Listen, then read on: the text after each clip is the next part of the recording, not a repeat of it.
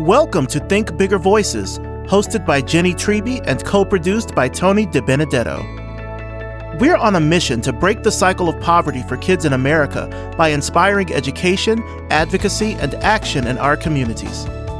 We'll tackle big subjects, talk to the experts, and promote the solutions making an impact. Join us if you believe that every kid deserves the opportunity to think bigger. I'm Jennie Treby. Thanks for joining Think Bigger Voices. We're in Atlanta today, and I'm so excited that we have the opportunity to speak with the YWCA of Greater Atlanta. Not the YMCA, but the YWCA of Greater Atlanta. This organization has been serving women and girls since 1902, I believe, so for over 100 years. And we're going to learn a little bit about how they continually evolve and innovate in order to meet the needs of today's women and girls. So welcome, Ms. Danita Knight, Thank you. who's the CEO. Thank you. And Ms. Sooraya Williams, who's the Director of Digital Learning. Yes. Correct. I got those titles right. So welcome, ladies. Thank you so much. Thanks for joining us. Of course. So let's start by just telling us a little bit about what the YW does here in Atlanta. Sure, happy to do that, and thank you for having us. So the YWCA Greater Atlanta focuses on a pretty simple, I say it's lofty and simple at the same time, mission to eliminate racism and to empower women. And then the vision statement is to promote peace, justice, freedom, and dignity for all people. We do all of that work via programs that we'll get into detail about a little later on in the conversation. So go ahead and tell me about a few of these Sure. programs and the buckets, right? So you have Sure. like three core We do. areas. Yeah. We do. I call them like three umbrella areas. So advocacy and safety, health and wellness, and education and economic empowerment. And under that, there are 4 core programs, now 5 actually. Our Digital Skills Academy, our TGI Tech program for girls, our Encore Plus Health Initiative, also our Georgia Women's Policy Institute, and then our Early Learning Academy, which is our child care, but focused on getting children prepared for kindergarten so that they are, by the time they leave, they are reading, writing, and ready for kindergarten. They are as young as 6 weeks of age, all the way up to 5 years of age. Okay, wow. So how many, or what is the age range? I mean, obviously you're starting with the babies, but for the women who you serve, what is the age range starting at? It varies from program to program. So Sooraya will be specifically talking about our digital programs in just a minute. But many for the girls, they can be in high school. So one of our programs is featuring freshmen or first year high school girls. And then we go up from there. So our Georgia Women's Policy Institute, you can be 18 years of age or older. And then again, you'll hear more from Sooraya about Digital Skills Academy and TGI Tech in particular. Our Encore Plus program, because it's focused on breast health information, mammograms, free diagnostic services for uninsured or underinsured women, focus on women who are 40 years of age or older. So can you share a little bit more about the demographics of the girls and women you serve? So it varies from program to program. For example, with the Encore Plus program, we focus on Black and Latina women all around the city, all around many counties, covering the Atlanta area. And then in terms of the Early Learning Academy, we obviously have the children, but we also have their parents involved in the form of a parents' council. So they are adult parents, fairly younger, and they are very involved with that particular program. And then Digital Skills Academy, women can be 18 years of age or older, and older can mean, as you'll hear from Sooraya, 60, 70 in some cases. I don't know if we've had any 80s. Have we ever had anybody in Not 80s? yet, but as young as 75. So a young 75. Teaching grandma how to email. That's Yes. right. And again, Georgia Women's Policy Institute, because that's a statewide program, women for that cohort can come from all around the state. Many are between 18 and 30, but again, we have some that are in their 40s and 50s and 60s trying to learn about advocacy. So it really kind of runs the lifespan of women. So Sooraya, I want to talk about the program that you are running, TGI, Teen Girls in Tech. That's how you say it, TGI Tech.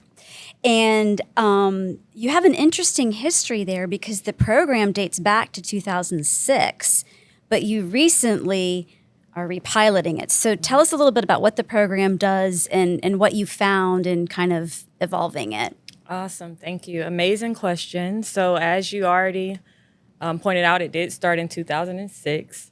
At its roots, the main objective is just to increase young girls' STEAM identity. So we were serving girls from 8 to 18 in 13 different schools across the metro Atlanta area. At its height, we were serving 250 girls a year. So in that, they were having after-school programs, meeting twice a week. They were doing different projects. Some could be as simple as, we're going to vlog. We're going to get interested in talking about our day. We're going to learn how to edit the videos. Because as we know, STEAM expands across a lot of things. It's not just always coding, tech. So the big piece is just that exposure piece to the girls to know that there's so much that they can be doing that falls within that field, that STEAM-related field. But as we all saw, when the pandemic hit, everything stopped. Life as we knew it stopped. And in that, our programming stopped because we were no longer in those schools. However, the need for it didn't stop. That didn't just disappear. And so we spent a lot of that time not being in the school because of a lot of after-school programming stopped. Just for safety reasons, a lot of things were virtual. The kids were virtual. And just the logistics of setting up a program just could not work in that space. But we used that time to do a lot of research because we knew we couldn't re-enter into the schools the same way.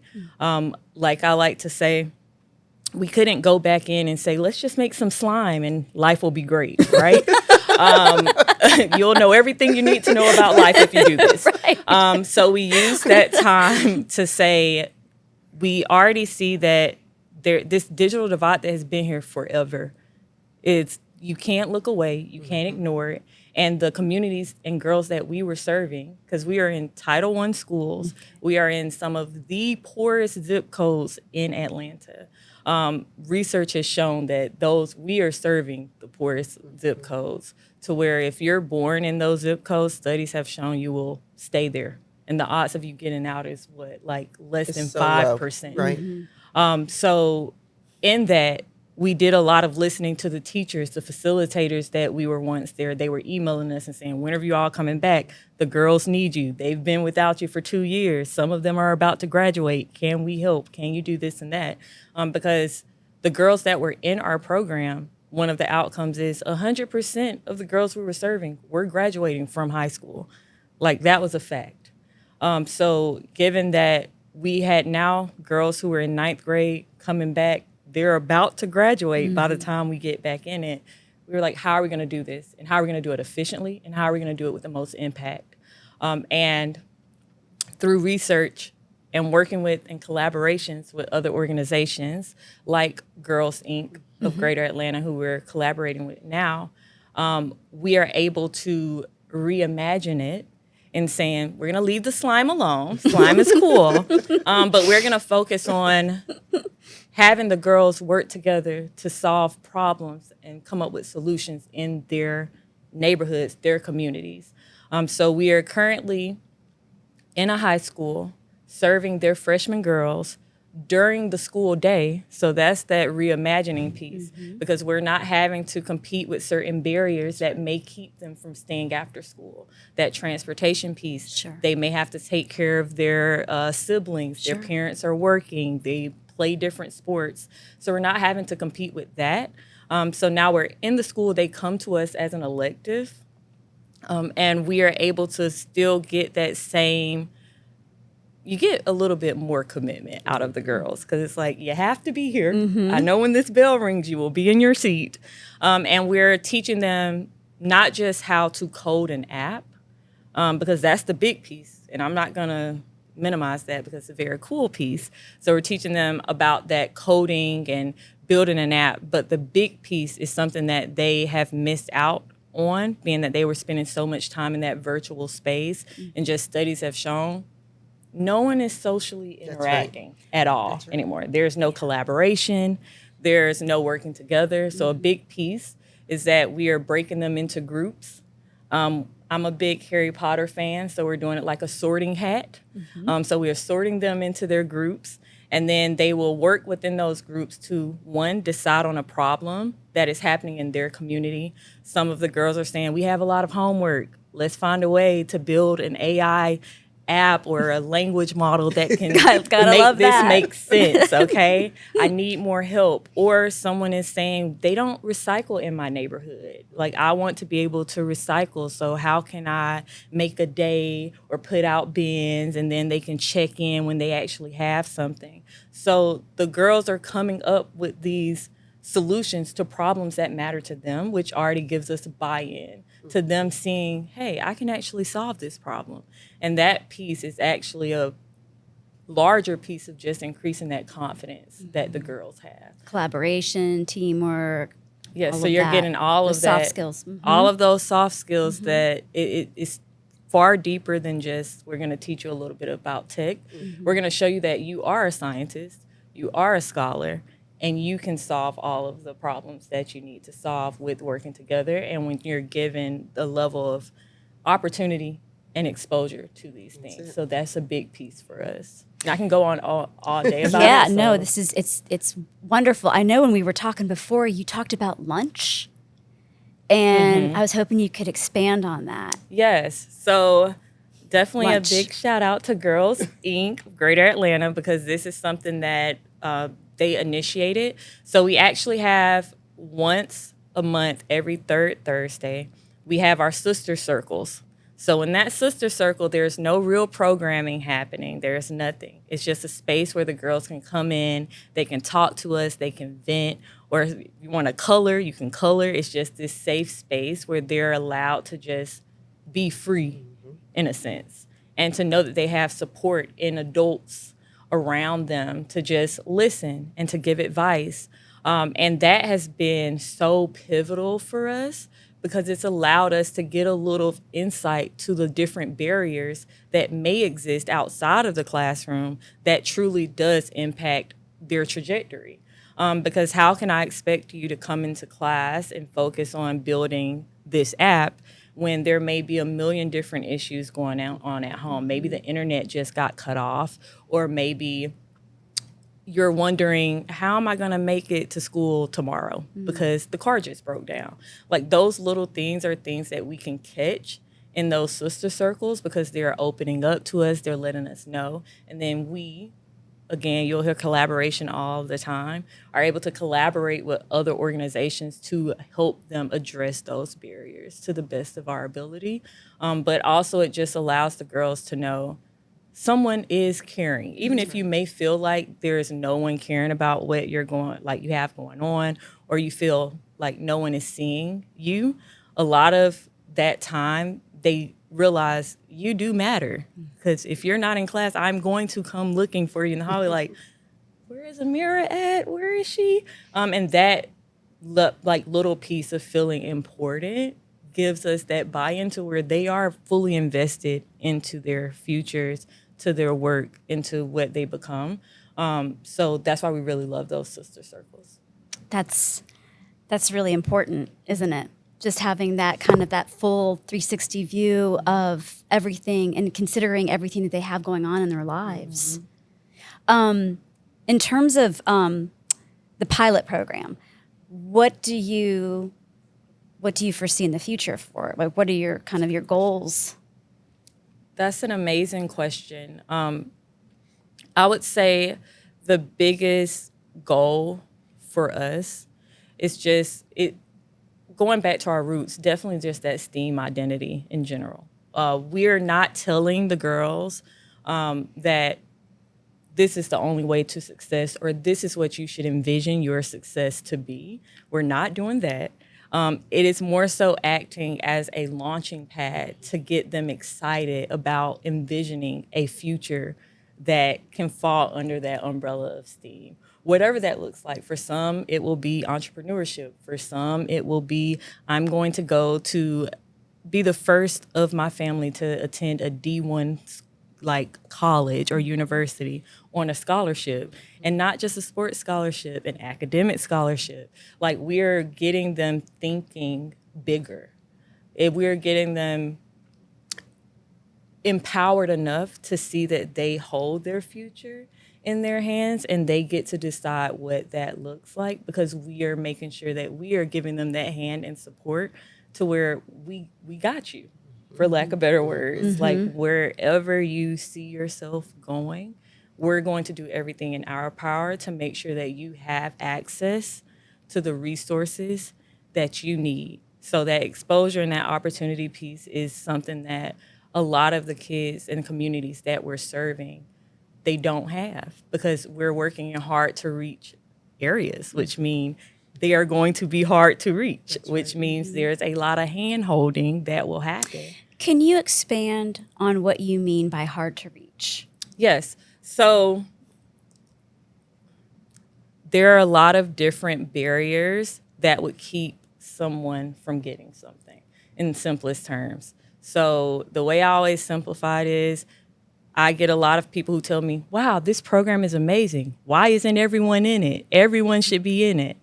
That's correct, but we have to make sure that they know that it exists. That means it can't be an email just going out to a list that you got. There has to be phone calls. There sometimes has to be door knocking. There has to be going to them in the places where they are. That's why we have decentralized a lot of the programming that we do as far as DSA and TGI Tech. They aren't coming to our Virginia Highlands location. We're going to their communities. We are on the West Side. We are at trusted places where they are. In all of our programs, we do it. Even in Encore Plus, we're going to the churches that they're attending. We're going to the community centers where they have events at. And that's when a population is hard to reach. That means your regular way of reaching people is not what you should be using when you're trying to get things to them. When we talk about equity means you're going to have to put a little bit more work to make sure that they understand that this is for them, this is for you, and we're going to make sure that we help you overcome any barrier that may keep you from this. So a lot of that is transportation. A lot of that is really access to broadband internet. That's a big one, because a lot of people will say, everyone has a cell phone. And I'm like, I see where we're going with that. That may be true. But what job can you just work on your cell phone? I cannot go to YW and say, I'm doing all of my emails from my cell phone. You have to have that laptop. You have to have internet. And a lot of the communities that we serve genuinely do not have, like, I'm not speaking for everyone, but a majority of the communities that we serve, there isn't a laptop device or a computer in the house, and there isn't stable, swift internet. And connection. So you have to take a few extra steps to reach those populations. Because another study, and I wish I could remember this statistic, but it was a big news, a lot of news coverage over it. A lot of our elementary, middle, and high school students are actually unhoused, a big majority of them. And with that, they're living in motels. So it doesn't, face value is not coming off if you think unsheltered or unhoused. It's like on the streets or that. No, they do not know which hotel they're going to call, or they're in extended stays. So how can you send a flyer? If you're not putting flyers at that hotel, they're not going to see it. Or if you're not putting it at the laundromat that they go to, they're not going to see it. So that is what you have to think more. You have to make sure that you have people from the communities feeding you the information of where you should be going as far as helping them. And we at YW make sure that we're listening to the communities that we're serving, so we don't run into those problems of not being able to get in touch with them, because we're making sure that we have people that they trust that are in areas that they are from on our staff. We're making sure that with DSA, they're from the West Side. DSA's Digital Skills Digital Academy. Skills Academy. There are ladies who are on the West Side, from the West Side, grew up there, went through our program. Same thing with TGI Tech. they make sure their facilitator is someone who knows the girls. They know the areas. They grew up in those areas. So by doing that, it makes it a little easier to know how to reach the hard to reach. Do you find that especially with the girls that you're working with, right, are the parents receptive to this program? They are. And I think that getting that buy-in is what makes it work. We actually attended a day where we met the parents because that was a big piece for us. You should know who your daughter is with, who's giving the homework, who's assigning the projects. And we were pleasantly surprised that some of the moms were like, I was trying to figure out who this Sooraya is. And I'm like, it's me. That would be me. So they definitely are, because I think we make sure that we're talking to the parents because they can also tell us what they are observing with their girls. We cannot discount that if a parent says, I could never get her to do homework, but by the end of this program, she was always doing something. I was telling her to close the laptop and go to sleep. Hearing something like that is priceless. Yeah. And that's something you will only be able to know if you have that relationship with the parents. So we definitely make sure that we are building that that relationship with them, and we couldn't do the work that we're doing without the buy-in of the parents. It must be fun for you to kind of sit and hear just from a team member. Yes, and so proud of just everything Sooraya and her team have been able to do. When you think about your mission and the vision and the future for the organization, how does what's happening today, how do you think that's going to play into the YW moving forward? I don't know where we'll go, but the key is that we have to be flexible enough to respond to real needs in real time. We talk about this all the time as a leadership team. Shame on us if someone has the courage to step forward to express a need and we say, oh, well, go down the street to this nonprofit because they can help you. If we have them in our space, we have the responsibility to tend to them in real time to make sure whatever they're looking for is taken care of. And if we don't provide it, to be plugged into the nonprofit community enough to be able to redirect them, but to take them or to have the nonprofit come to us rather than sending them off by themselves. So meeting those needs, I wondered if you could maybe touch on Phillis Wheatley and who she was and what she stood for and this amazing project that you've got going on. Happy to do that. So we are bringing back a second YWCA to the city of Atlanta called the Phillis Wheatley West Side YWCA. And Phillis Wheatley was a slave. She came to this country at the age of 7. And if there's any blessing in servitude, she got connected with a family that intentionally chose to pour into her. So they taught her how to read, how to write, how to play the piano. They traveled the world with her. And as it turns out, she was a prodigy. So she soaked all of that up. And if she could have been a poet laureate in her day, she would have been. She was just that talented of a writer. But she also got involved with the abolitionist movement. So there was an advocacy part to her life, too, later on in her life. I love telling that story because that's what we think we do every day with our work. Right. And that is why it's so important for that building to be named after her, because it's an example, and Sooraya made reference to it, of what happens when an individual with natural skill is elevated and supported and encouraged and inspired and exposed, then that's where you see the true elevation. So the Phillis Wheatley Center then had a long history. So what was it in its day? It has been a lot of things. It started out as a YWCA, and on the west side of Atlanta, it also was a social and civic gathering place for Atlanta's Black community. So we intend to make sure we bring all of that back. But over the years, it became a women's shelter. It became an elementary or charter school, and then we just closed. All of a sudden, we just closed in the mid-2015 or 2017 in that time frame. So there were conversations happening on the West Side because the West Side is booming and it's developing and it's growing.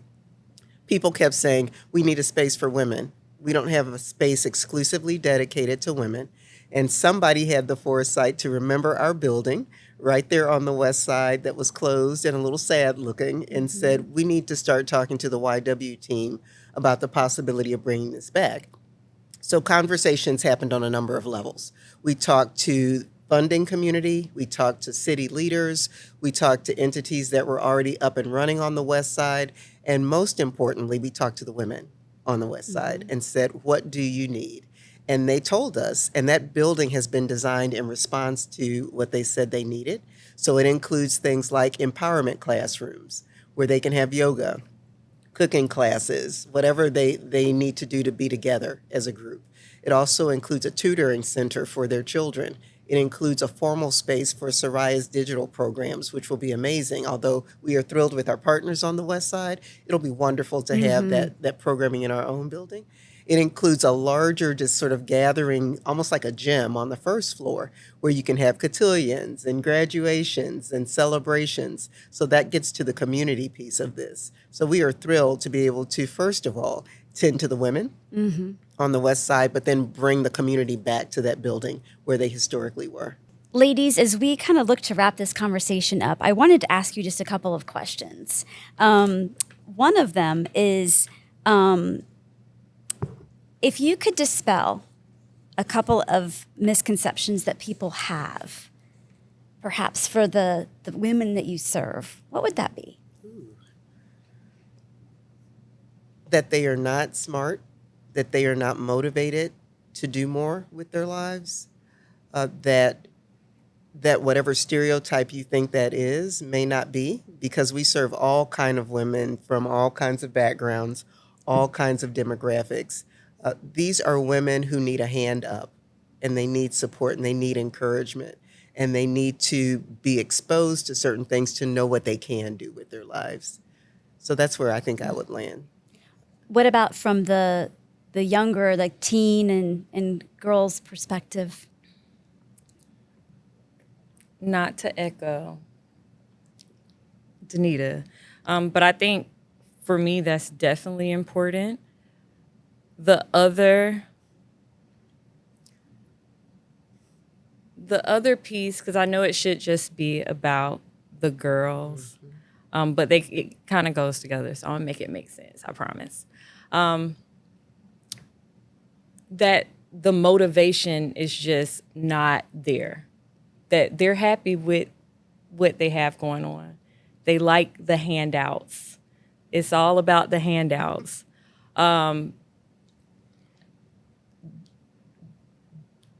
The girls that we serve, the communities that we serve, are genuinely the most resilient and driven groups of women you will ever meet if you take the moment to just talk.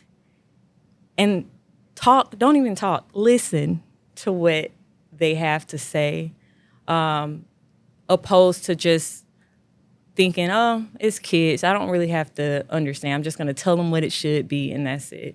Truly just listen. Like, you will hear the drive, you will hear the determination, you will hear the resilience that it takes to just, everybody's story is completely different.